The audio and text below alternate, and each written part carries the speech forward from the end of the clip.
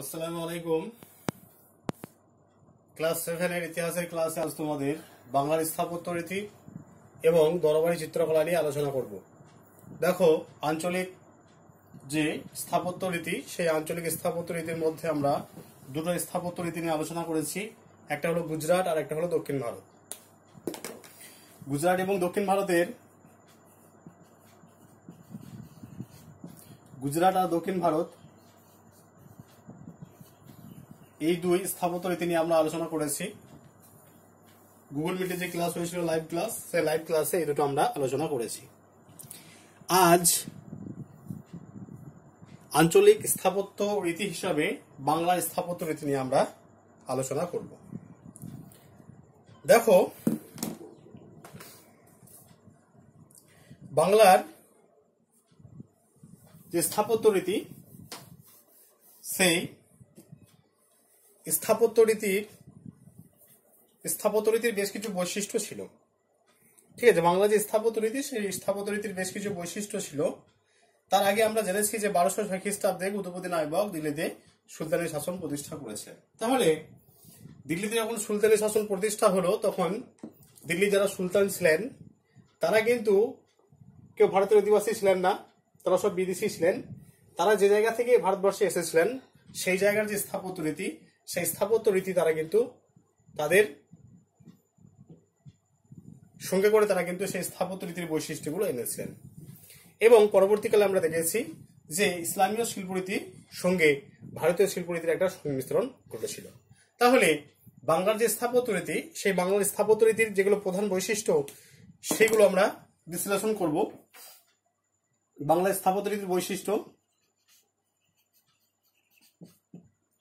দেখো, বাংলা স্থাপত্য রীতির 1 নম্বর বৈশিষ্ট্য হচ্ছে যে ইটের ব্যবহার। বাংলার স্থাপত্যগুলিতে, বাংলার যে সমস্ত স্থাপত্য, সেই স্থাপত্যগুলিতে আমরা ইটের ব্যবহার দেখতে পাই।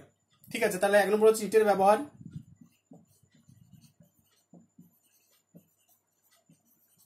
তবে আজকের দিনে যে ইট দৈর্ঘ্য প্রস্থ উচ্চতা, আজকের দিনে যে ইটের দৈর্ঘ্য প্রস্থ উচ্চতা, তখনকার দিনে কিন্তু ইটের দৈর্ঘ্য প্রস্থ উচ্চতা একরকম ছিল না। তাহলে আজকের দিনের ইটগুলো একটু মোটা ধরনের হয়।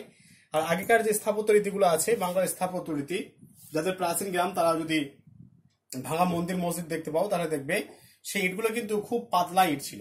ইটগুলো খুব পাতলা ছিল, মানে আজকের দিনের মতো এত ইটটা মোটা ছিল না। তাহলে তখনকার দিনের ইটের দৈর্ঘ্য প্রস্থ উচ্চতা এখনকার দিনের ইটের দৈর্ঘ্য প্রস্থ উচ্চতা থেকে আরো কম ছিল। 2 নম্বর হচ্ছে যে বাংলা যে স্থাপত্য রীতি, সেই স্থাপত্য রীতিতে ইসলামীয় শিল্পরীতির সংমিশ্রণ ঘটেছিল।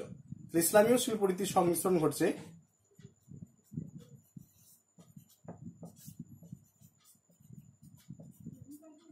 ইসলামীয় শিল্পরীতির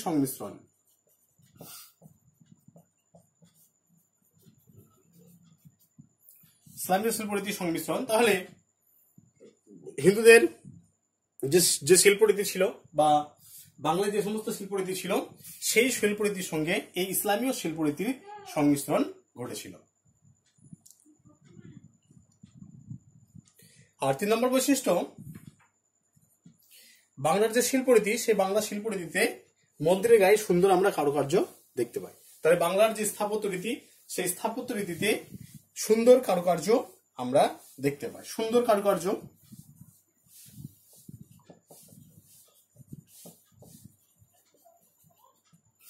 এবং এই যে সুন্দর কারুকার্য, তার মধ্যে বেশ কিছু ডিজাইন করা থাকতো মন্দিরের গায়ে। তার মধ্যে দেবদেবী, লতাপাতা, সাপ, এই সমস্ত ছবি অঙ্কন করা হতো। বিষ্ণুপুরের মন্দিরগুলো যারা দেখেছো, সেই বিষ্ণুপুরের মন্দিরগুলো দেখবে এরকম বিভিন্ন দেবদেবীর মূর্তি, সাপের মূর্তি, লতাপাতার মূর্তি অঙ্কন করা আছে। এবং সেগুলো পুরোটাই কিন্তু টেরাকোটার কাজ, অর্থাৎ পোড়ামাটি দিয়ে সেই সমস্ত মন্দিরের গায়ে ডিজাইনগুলো করা আছে। তাহলে বাংলার যে বৈশিষ্ট্যগুলো আমরা খুঁজে পাই, সেই বাংলার বৈশিষ্ট্য মূলত এই 3টে বৈশিষ্ট্য। বাংলার যে স্থাপত্য রীতি, সেই স্থাপত্য রীতিতে মূলত এই 3টি বৈশিষ্ট্য আমরা দেখতে পাই। 1 নম্বর হচ্ছে ইটের ব্যবহার। তাহলে বাংলার স্থাপত্য রীতির প্রধান যেটা বৈশিষ্ট্য, সেটা হলো ইটের ব্যবহার লক্ষ্য করা যায়। তবে ইটগুলো কিন্তু আজকের দিনের মতো এত চওড়া ছিল না। তখনকার দিনের ইটগুলো দৈর্ঘ্য প্রস্থ উচ্চতা এখনকার দিনের ইটের দৈর্ঘ্য প্রস্থ উচ্চতার থেকে অনেক কম ছিল। 2 নম্বর হচ্ছে বাংলার যে স্থাপত্য রীতি, সেই স্থাপত্য রীতিতে ইসলামীয় শিল্পরীতির একটা সংমিশ্রণ ঘটেছিল। বাংলার শিল্পরীতিতে ইসলামীয় শিল্পরীতির একটা সংমিশ্রণ ঘটেছিল। কেন সংমিশ্রণ ঘটেছিল না, সেই সময় কিন্তু 1206 খ্রিস্টাব্দে অর্থাৎ ত্রয়োদশ শতাব্দীর প্রথমার্ধে বা ত্রয়োদশ শতকে ইসলামী শাসন ভারতবর্ষে শুরু হচ্ছে। তাই ইসলামীয় যে শিল্পরীতি, সেই শিল্পরীতি কিন্তু বাংলা শিল্পরীতিতে একটা যথেষ্ট গুরুত্বপূর্ণ ভূমিকা পালন করেছিল। আর 3 নম্বর বৈশিষ্ট্য যেটা, স্থাপত্য রীতিতে বাংলার যে স্থাপত্য রীতি, সেই স্থাপত্য রীতির গায়ে সুন্দর কারুকার্য বা ডিজাইন করা থাকতো এবং সেগুলো ছিল বিভিন্ন দেবদেবীর ছবি, নানা রকমের লতাপাতার ছবি এবং সাপের ছবি। তাহলে এগুলো হচ্ছে বাংলার স্থাপত্য রীতির বৈশিষ্ট্য। এবার আমরা জানবো যে বাংলা রীতি কি সে সম্পর্কে। বাংলা রীতি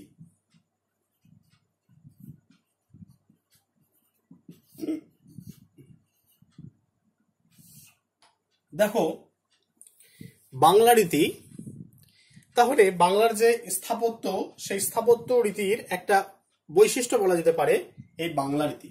তাহলে বাংলা রীতিতে কি হয়েছিল, তা বাংলা রীতিতে এই বাংলা যে রীতি, সেই বাংলা রীতিতে কি হয়েছিল, বাংলার যে সমস্ত স্থাপত্যগুলো যদি আমরা আজকের দিনে বিশ্লেষণ করি বা দেখি, পর্যবেক্ষণ করি, তাহলে দেখব যে বাংলার স্থাপত্য রীতিতে ইট দিয়ে নির্মিত বাড়ি এবং মন্দির, ঠিক আছে। তাহলে বাংলার স্থাপত্য রীতিতে ইট দিয়ে নির্মিত বাড়ি এবং মন্দিরে যাতে জল দাঁড়াতে না পারে তার জন্য ছাদগুলো ঢালুভাবে নির্মাণ করা হয়েছিল। ছাদগুলো ঢালুভাবে নির্মাণ করা হয়েছিল। এই বিশেষ যে নির্মাণ রীতি বা এই যে বিশেষ পদ্ধতি, এই বিশেষ পদ্ধতিকে বলা হয় বাংলা রীতি। আরেকবার বলছি, দেখো, তাহলে বাংলার স্থাপত্য রীতিতে ইট দিয়ে নির্মিত বাড়ি এবং মন্দিরে যাতে জল দাঁড়াতে না পারে। তাহলে বাড়ি এবং মন্দির দুটো ক্ষেত্রে এটা ব্যবহার করা হয়েছিল।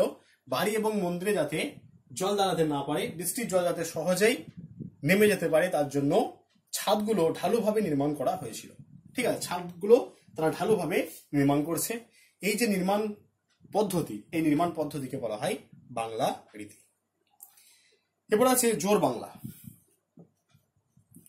এগুলো শর্ট প্রশ্ন আছে তোমাদের, এগুলো একটু ভালো করে জানতে হবে।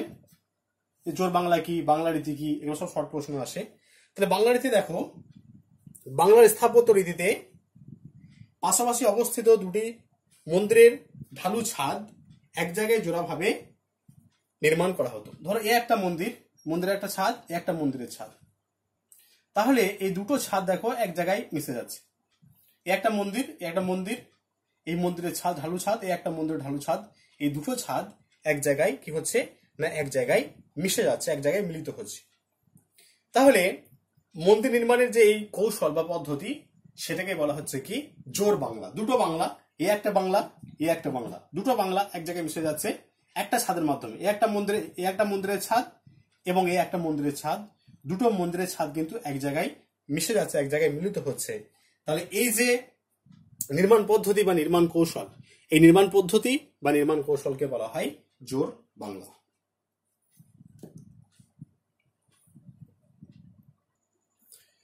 দেখো, সেই সময় চাল বা চালা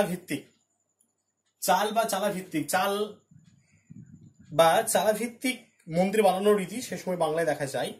মন্দিরের মাথায় কটি চালা আছে সে হিসাবে কোনো মন্দিরের এক চাল। ধরো একটা মন্দিরে যদি একটা চালা থাকে সেটাকে বলা হবে এক চাল। যদি দুটো চালা থাকে, দুদিক থেকে বৃষ্টির জলটা নামে, তাহলে সেটাকে বলা হয় দু চাল। আবার কখনো 8 চাল, মানে 8 দিক থেকে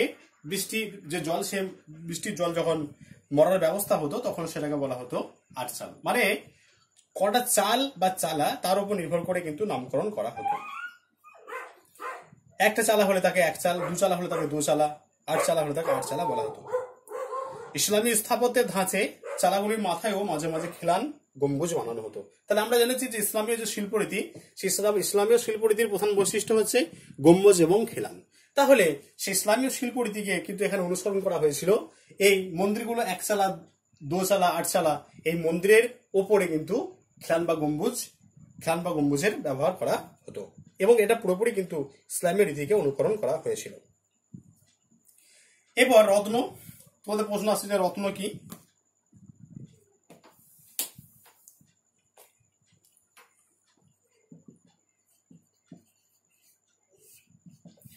দেখো রত্ন বাংলার মন্দির নির্মাণের ক্ষেত্রে একটি আয়তক্ষেত্রাকার কাঠামোর ওপর একাধিক চূড়া বিশিষ্ট মন্দির নির্মাণ করা হতো, এগুলিকে বলা হতো রত্ন। ঠিক আছে, তাহলে আয়তক্ষেত্রাকার কাঠামোর ওপর একাধিক চূড়া দিয়ে তৈরি মন্দির এই সময় বাংলায় বানানো হতো, সেগুলিকে বলা হতো রত্ন। একটি চূড়া থাকলে তাকে বলা হতো এক রত্ন মন্দির। তাহলে মন্দির, সেই মন্দিরের মাথার ওপরে যে চূড়া সেটাকে বলা হতো রত্ন। তাহলে যদি মন্দিরের মাথায় একটা চূড়া থাকে তাহলে তাকে এক রত্ন মন্দির, যার দুটো চূড়া থাকবে তাকে দ্বিরত্ন মন্দির, যার পাঁচটি চূড়া থাকবে তাকে পাঁচ রত্ন মন্দির বলা হতো। এই মন্দিরগুলির বেশিরভাগের দেওয়ালে পোড়ামাটি বা টেরাকোটার কাজ করা হতো। পোড়ামাটির তৈরি এই মন্দিরগুলি বাঁকুড়া জেলার বিষ্ণুপুরে দেখতে পাই। বিষ্ণুপুরে যে মন্দিরগুলো দেখবে, বিভিন্ন সেখানে মন্দির আছে এবং সরকার সেই মন্দিরগুলোকে অধিগ্রহণ করেছে, মানে সরকারি সেগুলো সম্পত্তি। এবং মন্দিরের গায়ে যদি ভালোভাবে তোমরা দেখো, বিষ্ণুপুরের মন্দিরগুলো আমি নিজে দেখেছি, পর্যবেক্ষণ করেছি, এবং সেক্ষেত্রে আমি বলতে পারি বা আমি যেটা নিজে দেখেছি, সেক্ষেত্রে মন্দিরের দেওয়ালে বিভিন্ন দেবদেবীর মূর্তি নির্মাণ করা আছে এবং সেগুলো কিন্তু সমস্তটাই টেরাকোটার কাজ।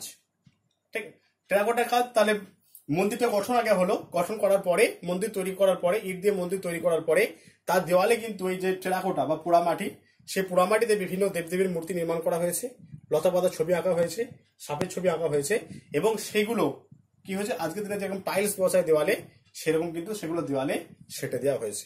এবং সেগুলো আজকের দিনেও কিন্তু পরিষ্কারভাবে তোমরা বুঝতে পারবে সেই মন্দিরের দেওয়ালে যে ছবিগুলো আঁকা আছে সেই ছবিগুলো। বাংলার যে স্থাপত্য শিল্প, সেই স্থাপত্য শিল্পের ইতিহাসকে তিনটে ভাগে ভাগ করা যায়, প্রথম পর্যায়, দ্বিতীয় পর্যায় এবং তৃতীয় পর্যায়। এই তিনটে পর্যায়ে ভাগ করা যায়, প্রথম পর্যায়, দ্বিতীয় পর্যায় এবং তৃতীয় পর্যায়।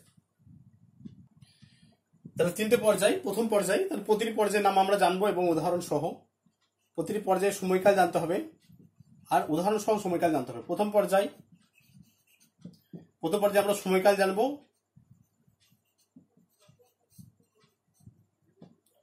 দ্বিতীয় পর্যায়,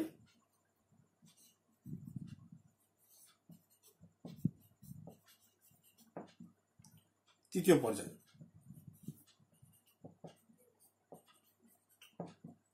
ঠিক আছে, এই তিনটে পর্যায়ে আমরা সময়কাল জানবো এবং উদাহরণ কি কি আছে সেগুলো দেখবো। দেখো, প্রথম পর্যায়ের সময়কাল হচ্ছে 1201 থেকে 1339। প্রথম পর্যায়ের সময়কাল 1201 থেকে 1339 খ্রিস্টাব্দ, 1201 থেকে 1339। এবং এই সময়কালে যে স্থাপত্যগুলো ছিল তার মধ্যে এক প্রধান উদাহরণ হচ্ছে কি, ত্রিবেণীতে জাফর খানের সমাধির ভগ্নাবশেষ। ত্রিবেণীতে জাফর খানের সমাধির ভগ্নাবশেষ।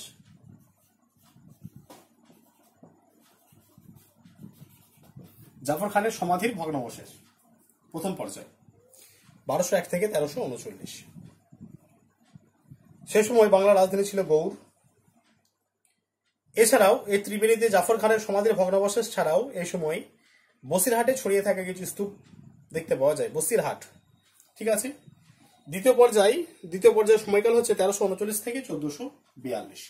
1339 থেকে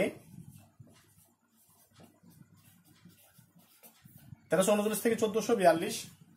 এই সময়কালে যেগুলো বানানো হয়েছিল তার মধ্যে মালদহের পান্ডুয়ায় সেকেন্দার শাহের বানানো আদিনা মসজিদ। আজকের দিনেও কিন্তু আদিনা মসজিদ তোমরা মালদহ গৌড় গেলে দেখতে পাবে।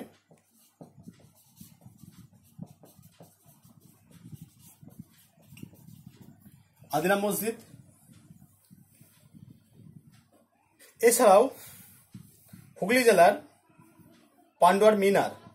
তাহলে হুগলি জেলা তোমাদের স্কুল থেকে খুব বেশি দূরে নয় পান্ডুয়া, এবং পান্ডুয়া স্টেশন থেকে কিছুটা গেলেই, টোটো করে হয়তো 5-7 মিনিট গেলেই এই যে মিনারের কথা বলা হচ্ছে, এই মিনারটা কিন্তু তোমরা দেখতে পাবে। এবং সেই মিনারের সামনে, মিনারের যে জায়গা, মিনার যে সন্নিহিত অঞ্চল, সেখানে কিন্তু প্রতি বছর মেলা বসে। তাহলে এখানে যেটা দেওয়া আছে দেখো, হুগলি জেলার ছোট পান্ডুয়ার মিনার ও মসজিদ। তাহলে এই মিনারটা কিন্তু এখনো অক্ষত অবস্থায় আছে, ভালো আছে, কিন্তু মসজিদটা শুধু ভগ্নাবশেষ তোমরা দেখতে পাবে। মসজিদটা ভেঙে ছুটে গেছে, একদম নষ্ট হয়ে গেছে মসজিদটা। কিন্তু মিনারটা একই রকম ভাবে আছে। ঠিক আছে। আর গৌড়ের শেখ আকিস রাজের সমাধি এই পর্যায়ে আরো কিছু উল্লেখযোগ্য স্থাপত্য। তাহলে আদিনা মসজিদ কোথায় দেখতে পাবে তোমরা? আদিনা মসজিদ দেখতে পাবে গৌড়, মালদহ জেলার যে গৌড়, সে গৌড়ে আদিনা মসজিদ আছে, বেশ ভালো জায়গা। আর হুগলি জেলার পান্ডুয়ায় মিনার আছে, মিনার এবং মসজিদ। মিনারটা কিন্তু এখন অক্ষত অবস্থায় আছে, ভালো আছে, কিন্তু মসজিদটা নষ্ট হয়ে গেছে। ঠিক আছে। মসজিদের তোমরা শুধু ভগ্নাবশেষটা দেখতে পাবে, মসজিদের যে কাঠামো, সে কাঠামোটা দেওয়ালগুলো বেশিরভাগই নষ্ট হয়ে গেছে, কিন্তু মিনারটা তোমরা কিন্তু একই রকম যেরকম তৈরি করা হয়েছিল সে এখনো একই রকম অক্ষত অবস্থায় আছে। এবং প্রতি বছর এখানে কিন্তু একটা বড় ধরনের মেলা হয়। আর গৌড়ের শেখ আকিস রাজের সমাধি, এগুলো হচ্ছে দ্বিতীয় পর্যায়ের উদাহরণ। এবার তৃতীয় ভাগ বা তৃতীয় পর্যায়ে দেখো, তৃতীয় পর্যায়ের সময়কাল 1442 থেকে 1539। 1442 থেকে 1539, 1442 থেকে 1539 হচ্ছে তৃতীয় পর্যায়ের সময়কাল। এই তৃতীয় পর্যায়ে যে স্থাপত্যগুলো আজকের দিনে দেখতে পাই, বা যেগুলো প্রকৃষ্ট উদাহরণ যেগুলো তৃতীয় পর্যায়ে, তার মধ্যে অন্যতম হলো পান্ডুয়ায় সুলতান জালালউদ্দিন মোহাম্মদ শাহের সমাধি। তাহলে এটা পান্ডুয়া বলতে কিন্তু আমাদের এই হুগলি জেলার পান্ডুয়া নয়, এটা হলো মালদহ জেলার পান্ডুয়া। সে মালদহ জেলার পান্ডুয়ায় কি মালদহ জেলার পান্ডুয়ায়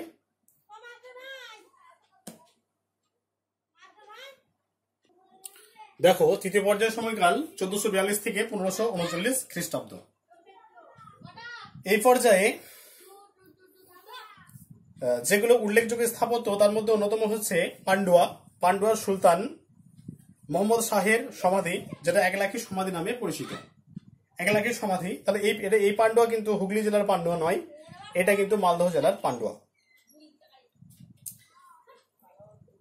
এটার উচ্চতা খুব বেশি না হলেও এর যেটা প্রধান বৈশিষ্ট্য সেটা হচ্ছে টেরাকোটা। এই গম্বুজটা কিন্তু টেরাকোটা দিয়ে তৈরি, টেরাকোটা নির্মিত, এবং তার অর্ধগোলক আকৃতির জন্য এটি বাংলায় ইন্দো ইসলামীয় স্থাপত্যের উন্নতির একটা নজির। বারবক শাহের আমলে তৈরি গৌড়ে দাখিল দরওয়াজা এই সময়ের আরো একটি উল্লেখযোগ্য নির্মাণ। এছাড়াও সে সময় রাজধানী গৌড়ের আরো কিছু গুরুত্বপূর্ণ স্থাপত্যের নজির হলো তাঁতিপাড়া মসজিদ, গুম্বাদ মসজিদ ও লোটান মসজিদ।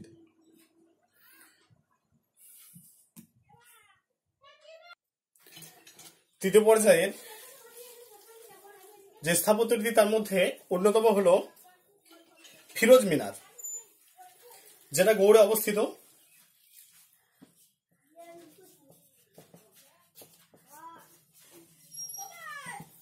ফিরোজ মিনার যেটা গৌড়ে অবস্থিত, এর উচ্চতা হচ্ছে 26 মিটার। 26 মিটার উচ্চতা। এই ফিরোজ মিনার আমি নিজে দেখেছি, খুব সুন্দর। এখানে যেটা উল্লেখ করা আছে যে ইট এবং টেরাকোটার কাজ ছাড়াও এই মিনারটি সাদা এবং নীল রঙের চকচকে টালি দিয়ে অলঙ্কৃত।